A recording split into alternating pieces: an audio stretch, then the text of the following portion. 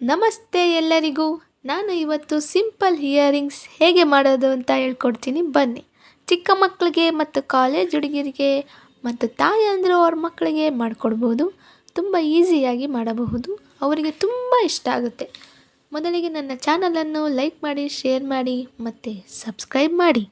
ಮೊದಲಿಗೆ earring stood, earring stood ಅಂತ ಕರೀತಾರೆ. ಇದು ಆನ್ಲೈನಲ್ಲೂ ಸಿಗುತ್ತೆ, ಅಂಗಡಿಗಳಲ್ಲೂ ಸಿಗುತ್ತೆ. ಹಾರ್ಟ್ ಶೇಪ್ 2 ಸ್ಟೋನ್ ತೊಗೊಂಡಿದ್ದೀನಿ.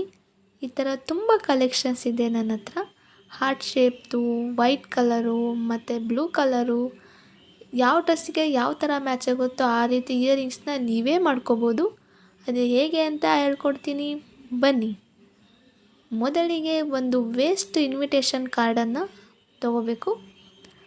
ಅದನ್ನು ಸಣ್ಣದಾಗಿ ಕಟ್ ಮಾಡ್ಕೋಬೇಕು. ಅದು ಇಯರಿಂಗ್ ಸ್ಟುಡ್ಡಲ್ಲಿ ಕಾಣಬಾರ್ದು, ಆ ರೀತಿ ಕಟ್ ಮಾಡ್ಕೊಳ್ಳಿ. ನಂತರ ಸ್ಟೋನ್ ಗಮ್ ಅಂತ ತಗೊಳ್ಳಿ.